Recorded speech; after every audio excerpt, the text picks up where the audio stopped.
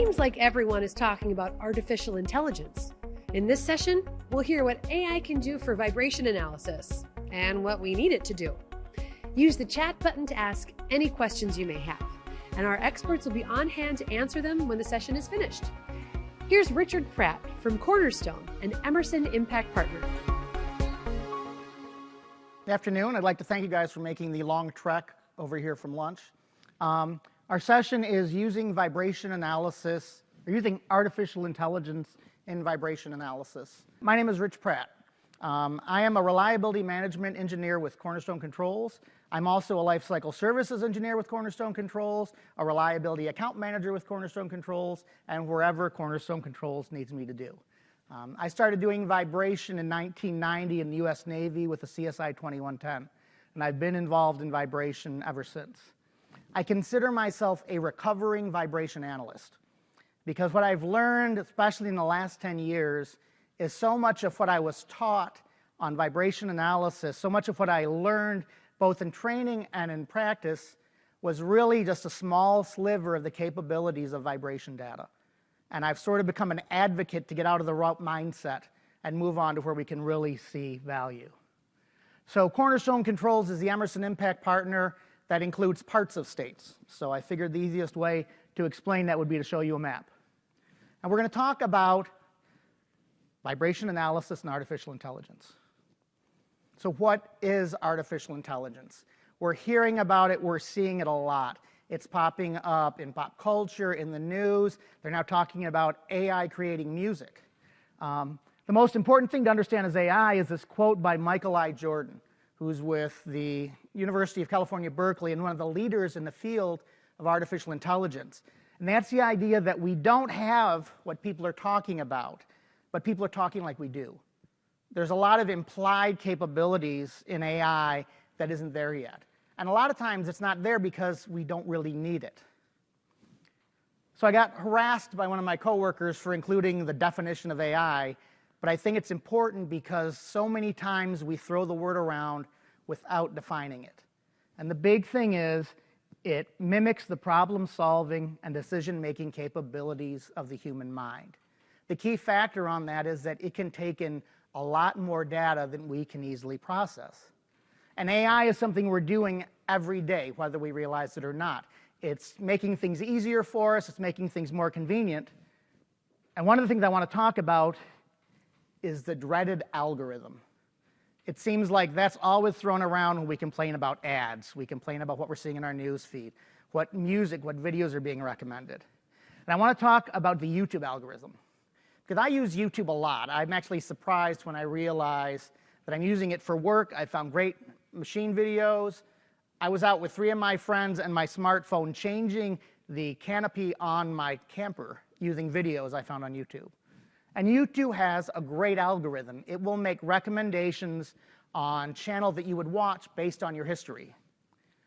And then something happens. You have children. And my son started watching YouTube on our living room TV on my profile. Does anyone know what preteen boys watch on YouTube? It's not what you might think. It's gaming videos. It's toy reviews. It's prank videos. It's videos of people watching videos of people playing video games. It's, to put it nicely, crap. And what happened is my algorithm went to crap. I started getting just bad recommendations on YouTube because it had bad data. And that's a key feature when we talk about AI and computing in general, and that's garbage in, garbage out. If we put in bad data, we're going to get bad data out. But there's a caveat to this. All it took to fix that was to create profiles for my sons. And suddenly that same data became relevant, not just for me, but for the 3 of them. That bad data became good data when we added context. And this is a key thing to understand in vibration because vibration is heavily affected by things like process, what's going on around it. And if we don't factor that in, we could consider what we're having to be bad data. And there are 3 common things we look at when we talk about AI. I'm defining them because the words are often used interchangeably. They're often thrown around. Give a marketing person a dictionary of AI, and he will sell you anything. So the three primary things we look at: analytics, computations. This is something we've been doing with vibration for alarming for years. Algorithm. It's a set of rules that we're following.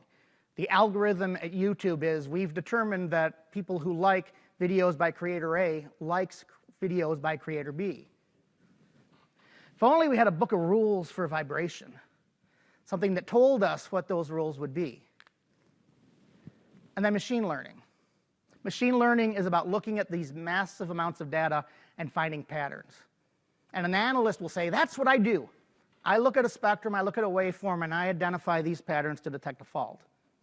But that's not where the value is in AI. It's not looking at 1.6 seconds of data on a machine. It's looking at hours of it and comparing that to other parameters and understanding correlation and causation.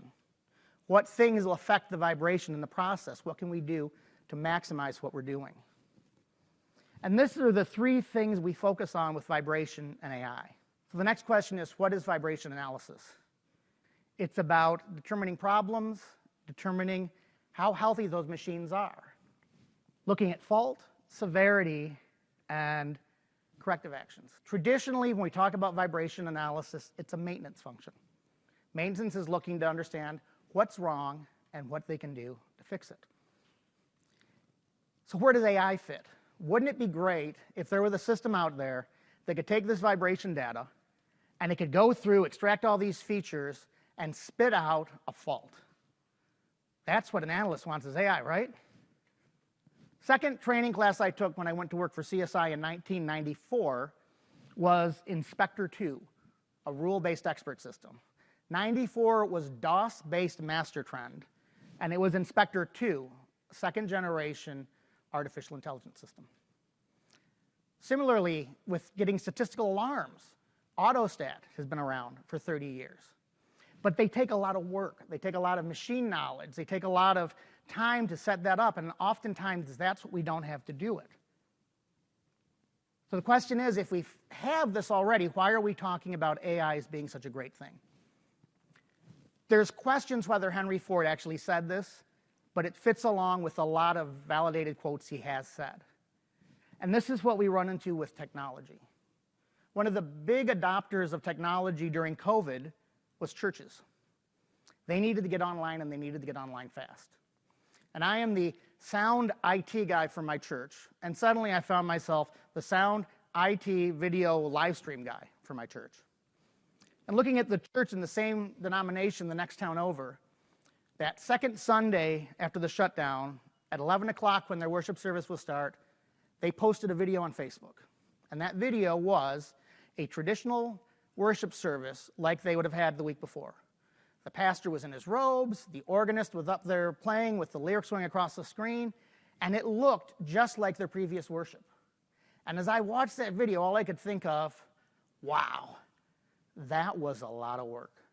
Because I could see all of these had been videoed independently, and they'd stitched everything together. I named the transitions in iMovie on some of the parts of it.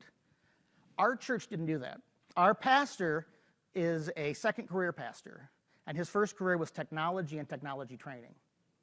And I was ready to go traditional live stream, but he said, no, our church is a social church. If we post a video of a worship service, they're going to look at that and say, I'm missing what I want, the socialization. So we went to Zoom.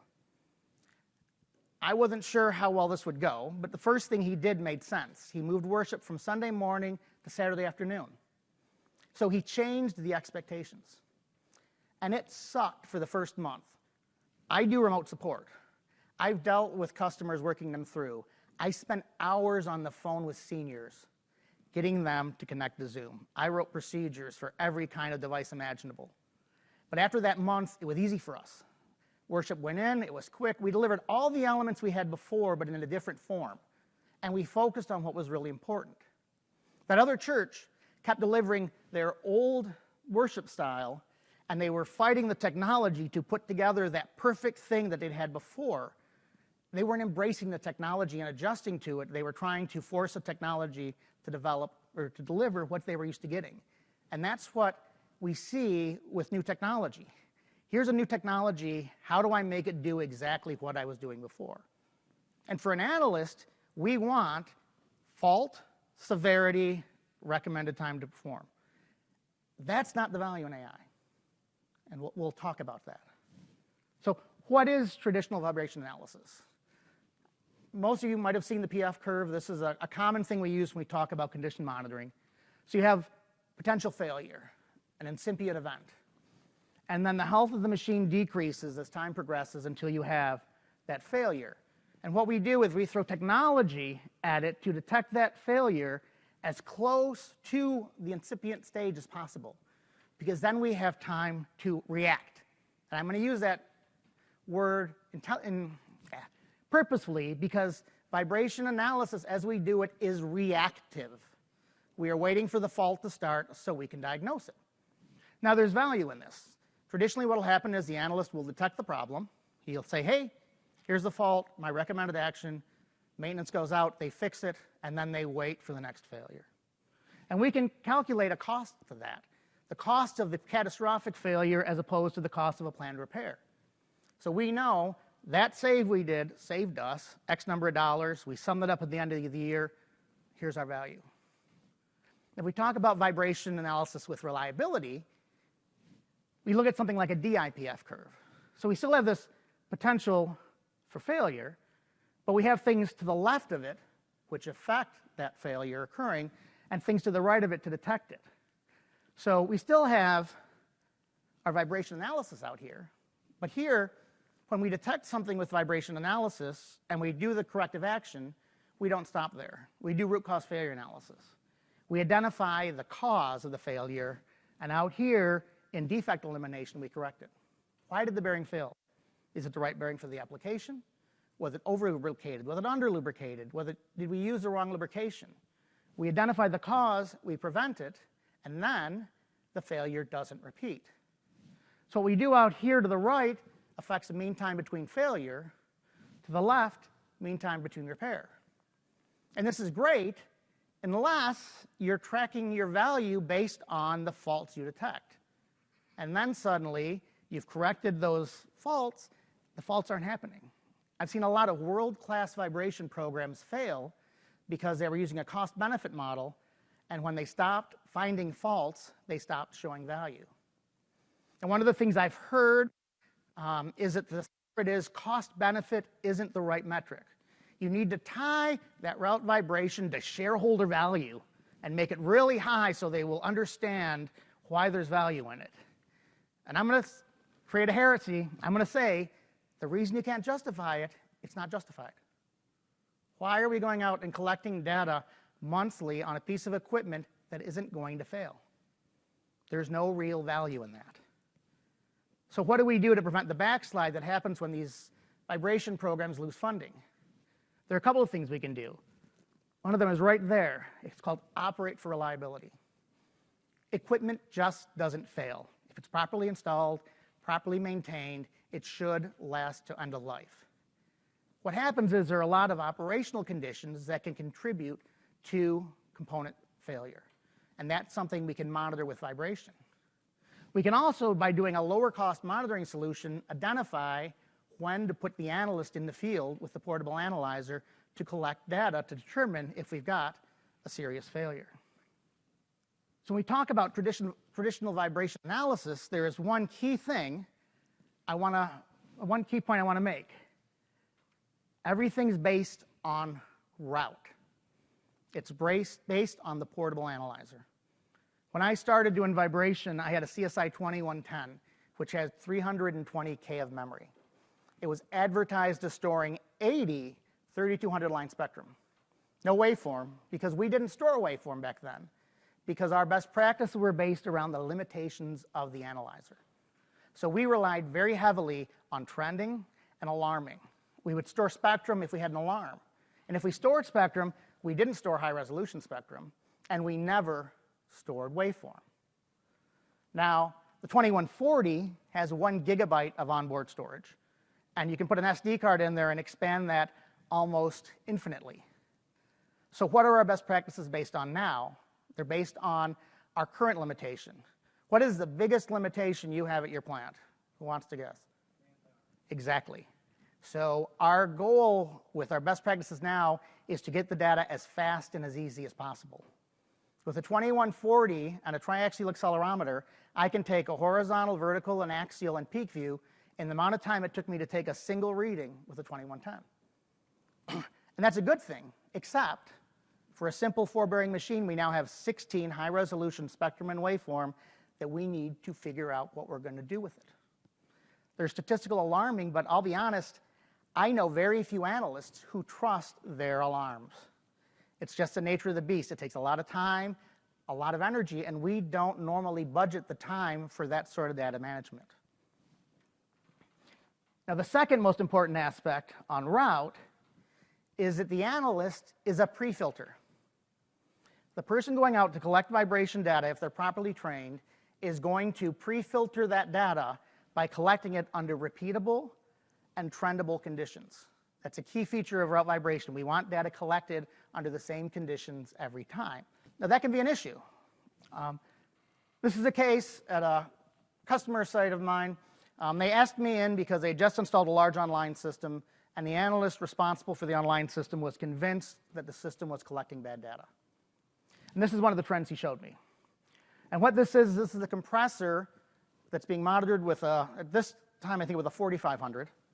And he was storing overall values every hour and when it exceeded an alarm. And his concern were these spikes that were happening, in this case, 4 times on this trend. Now, because it exceeded an alarm, the 4500 automatically captured a spectrum and waveform. And he looked at that spectrum and waveform, and what he saw was ski slope. And what ski slope is when you overrange a sensor, it clips a signal, and it sees that clipping as being sort of a DC component. So when it runs a fast Fourier transform on it, you have all this low-frequency energy, and in the spectrum, it sort of ski slopes down. Now, most common cause of ski slope on a route program is you've got an analyst with a magnet, and he slams it on a machine and doesn't give it time to settle before taking reading. In a route program, ski slope is bad data. So he showed me that. Ski slope, bad data. Well, I took off my analyst hat and put on my operations hat. Those spikes happen right after he starts the compressor, right before he turns off the compressor, and then right after he starts the compressor. I'll bet you lunch that if I put a trend of load on top of that, you'd see a huge load shift at that point because the operator is dumping a load on that compressor. So I told that to the analyst. And guess what is covered in the Category 1 vibration training? Don't take data during a process change. You wait for it to stabilize and retake your data. So that's bad data. His other concern was they were interfacing this to the DCS. And he did not want the operator to get spurious alarms. Because you tell an operator twice to ignore an alarm, and he will ignore every related alarm for life. And he didn't want this operator to get these spurious alarms. But these alarms aren't spurious. This is a shock to the system caused by them dumping a load, and it's overranging an 80G accelerometer on the casing. This is the problem. Now, if we look at this beyond vibration analysis, and let's think what AI would look at that trend. It's going up. If you look at the vibration data where it's running stable, there's no fault. So why is the vibration increasing? It's increasing because the operator is beating the heck out of the machine, and eventually there's going to be a fault. So these spikes are problems. But our analysts are looking for faults, not problems. I was on-site doing mentoring at a customer site, and they asked me to be involved in a root cause failure analysis. They had a purified water pump that had failed catastrophically. The impeller came apart. It contaminated the system. It contaminated a batch of product. It was a very visible, very expensive failure. I mentioned it a couple years ago to them, and 25 years later, they still remember this failure. I looked at the vibration data. There was nothing to indicate a problem. We're checking this every month. So I talked to the operator. The analyst. The analyst used to be an operator. And the analyst would go up to collect vibration data on this pump, and he'd be cavitating. And he knew cavitation gives you broadband vibration that's going to mask the mechanical defects he was looking for. So he would go in and he'd adjust the process, smooth the pump out, and collect his data. The root cause? They replaced an 1,800 RPM motor with a 3,600 RPM motor. The only time this pump ran anywhere near the pump curve was once a month when the vibration analyst collected data. Now, I don't blame the analyst for that, because cavitation's a really, really hard thing to deal with as an analyst, because it doesn't make sense for me to write a report saying 3 days ago the pump was cavitating. And he was trained to get good, trendable, repeatable data. Now, with online and wireless, we don't have that pre-filter. So we're not necessarily getting data that is going to be trendable, repeatable, collected under the same conditions every time.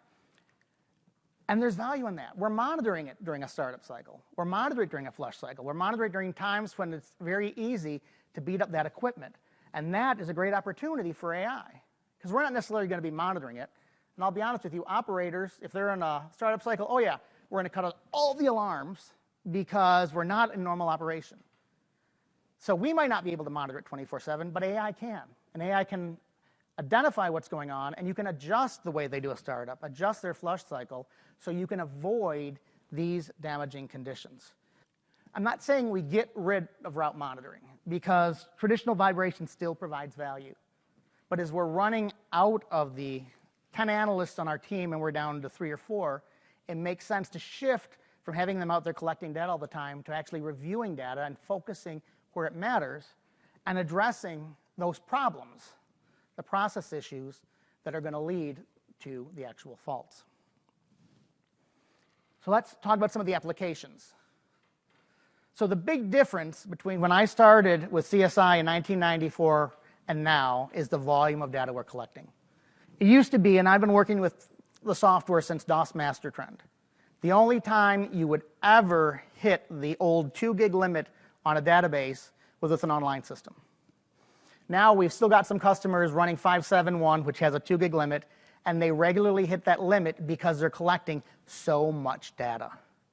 And the question is, are they spending the time to analyze that data, or are they just storing it? So the types of data we're looking at, starting with spectrum and waveform. This is what we do our traditional vibration on. This is where we go in, find our fault, determine severity, recommended time for repair. And I'm saying screened and unscreened because the analyst does the pre-screening. Something like wireless isn't necessarily going to pre-screen. So let's talk about inspector, and specifically inspector with a fan. I always have one of these. That's a process fan that has product buildup on it, and it's out of balance. In this case, the plant knew they had this problem. Somewhere upstream, there is something that should have been separating that, and they never did. They never fixed it. So they get the process buildup. If they balance it and clean it, a week later, it's back out of balance. So they aren't too worried about the balance issue. So for them, balance is a problem, but not a fault. Now I can build this in Inspector, tell it it's a fan direct coupled to a motor turning at 3560, and Inspector will go through and extract the features, analyze the data, and tell me it's imbalanced in the rotor. Well, I knew it was imbalanced in the rotor. But what we're really concerned about in this case isn't the imbalance. We're concerned about the faults the imbalance is going to cause. We're concerned about structural issues, cracking, bearing defect. And for Inspector to tell us what's going on with the bearings, we need to know the bearing information. We need to put more information into this than just that it's a fan turning at 3560. So the asset monitor is our newest rule-based system. And the asset monitor is pretty slick. It's got the built-in rules, and it will give you a health value tied to specific faults. In this case, it's telling us, I don't know if you can read that, we got a 78% on imbalance, and it's recommending that we verify imbalance. It's not telling us to balance the fan, because this is really there to tell us to verify what the problem is. Now this case, this is a centrifuge. So we're going to have imbalance. And eventually that imbalance is going to build up, and the operator is going to have to clean the machine. If we were to take that health value, send it to the operator and say, hey, at 50%, balance the machine, guess what? That's AI. AI doesn't have to be overly complicated. We could just say, hey, when balance at 50, clean it. So it doesn't have to be overly complicated. PeakView Plus is another new rule-based system. It's taking what we would do as an analyst looking at peak view and automating it. So it's looking at the data. Is it repeatable? Is it synchronous? And it's giving us an index, bearing defect, lubrication issue. Now, it's not telling me I've got an outer race defect in stage 2 failure and I need to plan on replacing it in 90 days. It's telling me there's a bearing defect I need to look at. Now, I ran this machine through Inspector for the heck of it.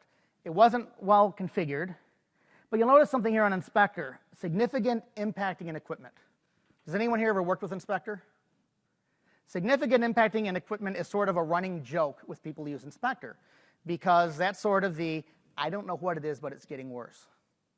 But it's important to know that, because the one thing you don't want from an AI system is for it to say, I can identify 6 faults, there are none of these 6 faults, it's fine. And I can't tell you how many times I put in a report, I don't know what it is, but it's getting worse. I use much more expensive engineering terms, but it's something that you need to know. So even though we joke about significant impacting in equipment, it's still an important piece of information to get out of an expert system. The key thing on any of this, when we're using a rule-based system and we're doing fault frequencies, is we need accurate speed. And the reason I want to make this point is one of the places we're hearing a lot about AI is in these cloud-based vibration systems. It'll do automated diagnostics. One of my former coworkers talks about supervised machine learning.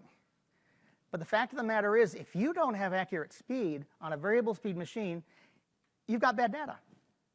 You can't do anything automated. Now, an analyst can go in and say, it should be around here, that peak, that speed. But AI isn't there yet. So speed is very important. Even when we're looking at Peak View Plus, we need to be accurate on speed. We need to be accurate on our filter to get the value out of it. So let's talk about looking at online and looking at vibration parameters, or overall and vibration parameters. Overall is basically all the vibration in one. And as an analyst, I thought it was useless, because I could not look at an overall value and tell you the fault. I couldn't tell you severity. I couldn't tell you time to repair. And in fact, if it was a bearing, I might never see it in overall until it was too late. But there's value when you talk about monitoring and process with overall vibration.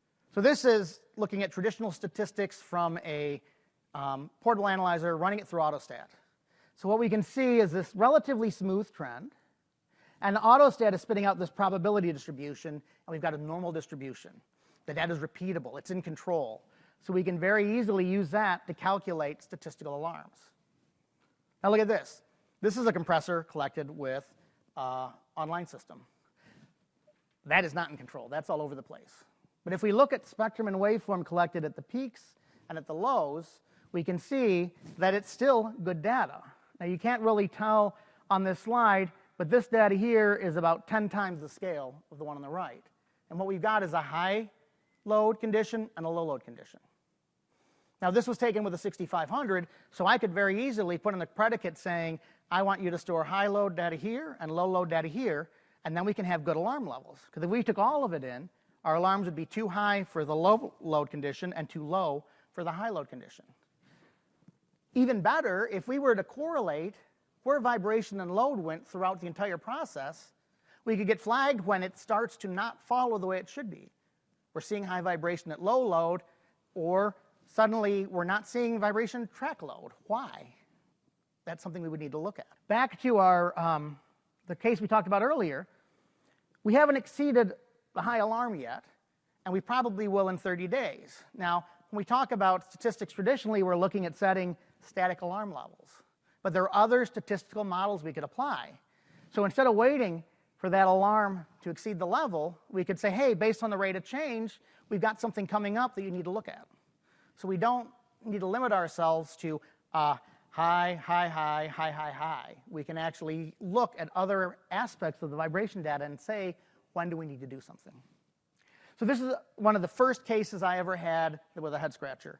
I inherited the program from another analyst, and we were monitoring these variable pitch van axial fans. And I don't know if you've ever dealt with these, but you've got this van axial fan, and at the end of it, there's a free-floating hub. And that hub moves in and out to adjust the pitch of the fan blades. What was happening is we had very high vibration on these fans, and that free-floating hub turned into an unlubricated aluminum bearing. It would overheat, it would melt, and it would blow molten aluminum across the fan room. I did testing on it, and from what I saw in the vibration data, it was a resonance condition. Inspector agreed with me. So I shut it down to get a bump test. It wasn't resonance. We were operating well above the critical frequency. So we tried balancing it. That didn't work. They brought in another company to do balancing and do testing. And you want to know what the actual problem was? Newton's third law. For every action, there's an equal and opposite reaction. This fan was spring-mounted. And that fan, as the air went out, the fan moved back on the springs. It increased the tension on the springs, which increased the stiffness on the structure. And at 25% pitch, it moved critical right up the turning speed. We spent months battling this. They had other engineering firms come in. And you know what would have identified it? A 4 to 20 milliamp accelerometer going into their control system, because they could have trended vibration and vane position. And they would have seen that, hey, vibration goes up at 25%. Maybe we shouldn't operate there. And the solution was an exclusion zone in the control system. But because we were looking at vibration pre-filtered by us at 25%, we missed that. Similar case, this is a steam turbine. This is a linear increase in load. They had an improperly adjusted control valve after a steam path upgrade. And this isn't just high vibration, this is extreme instability. They were dumping too much steam into the turbine, and it was causing the whole thing to be unstable. And we were able to correlate the vibration with the valve position to identify where that range was. Now, at the same time we're working on this, on the sister turbine, the operator noticed this step change in vibration. Now, this step change did not exceed an alarm level, and it really didn't exceed the level it was at 12 hours before, but it was a step change, and he wasn't used to seeing that. So what he did is he knew the parameters that affected vibration. So he threw up trends of load, oil pressure, thrust. None of them changed, just a step change in vibration. So he asked us to take a look at it. We were in there monitoring the one turbine. We moved the equipment over, and what we identified was excessive wear in the coupling. We think the coupling shifted at that point. Now, it's a $150,000 coupling. It was the only turbine of 3 in the powerhouse that they could run. So what they did is they basically loaded it and sat it there until they could get the replacement coupling in and replace it. And this wasn't a vibration save. This was the operator. I gave him full credit because he noticed a change that he couldn't correlate back to vibration or back to anything in the process. Now, I don't think we can necessarily trust that the operator is going to catch this the next time, that he's going to happen to be monitoring when that step change happens. But if we've got an AI system doing this, and the AI system sees a step change in vibration that doesn't correlate to any of the factors that normally affect vibration, it can trigger analysis for us to determine what's going on. Now, this is the most recent case I had to deal with. This is a combustion blower for a hot oil system. This was a brand new plant. They had very brand new maintenance. The blower had catastrophically failed. I got to see the video because here's what happened when the fan started coming apart. No one went for the e-stop. They pulled out their phones and recorded it. And they proudly showed me the video. Now, this fan had catastrophically failed, so they got it rebuilt. They brought in an outside company to balance it, and it was running smooth. Then they put it back in production.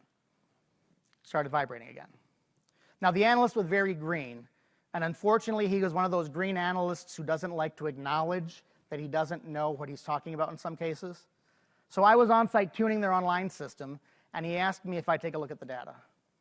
So he looked at the data, and I asked him if this was on a VFD. He said, no, it's not on the VFD. Okay.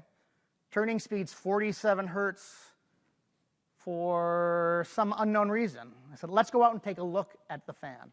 So we went out, he grabbed his analyzer, and he went to the machine, I went to the control panel, and this is what I saw. They had an inlet damper, an outlet damper, a bypass damper, and a VFD, all of which were being used to control flow. All of them were mid-range. So what they were doing is they were starving this fan. Again, new plant, new system. I don't know whether they hadn't tuned the system or whoever tuned the system didn't know what they were doing. But if they had factored vibration into this tuning, they never would have had this failure, and they'd be able to maximize their life while getting the best solution out of the fan. So we have the tools for AI already, but it's not an out-of-the-box solution. We need to put the groundwork in up front. Failure modes and effects analysis are key, because so often when we're looking for faults, we're going to find faults. But if we understand the failure modes, we can look for the failure modes and identify those before we ever get to the fault. And if you have 20 years of vibration data, that's great, because that gives you a start for these failure modes analysis. Because if you've been monitoring something for 20 years without any failures, you can zero out that probability of failure. Because let's be honest, if it's not going to fail, why monitor it? The result, the value out of AI is great. It's worth the effort. And with the new systems out there, we're getting so much data, we really need AI now to make sure we're focusing our energy, focusing on where we need to go. One of the big values on the monitoring is the fact that we can factor vibration and machinery health into our process optimization. It used to be when you had a record production day, you knew within a week or two you'd have a record maintenance day. If we can maximize our throughput while maximizing our equipment health, it's going to be a great win for everybody. In closing, I want to talk about one example of AI in pop culture that really struck me on this when I was doing this presentation. Did anyone read The Moon is a Harsh Mistress by Robert Heinlein? Written in 1966, it's based in 2070, and the technology he talks about is surprisingly accurate to where we are right now. In the book, the supercomputer that runs all of the functionality on the moon becomes sentient. And it actually becomes a leader in the revolution movement to make the moon colony independent. But that wasn't what struck me about this. What struck me was the logo for the newly formed independent lunar colony. Does anyone know what that stands for? There ain't no such thing as a free lunch. This requires work. It requires groundwork. It requires time. It's not something you can just buy and throw at it. You can't just throw technology at this. You really need to go through the groundwork, the failure modes and effects analysis, and make sure you're getting good data. Any questions? Okay. Well, I appreciate your time.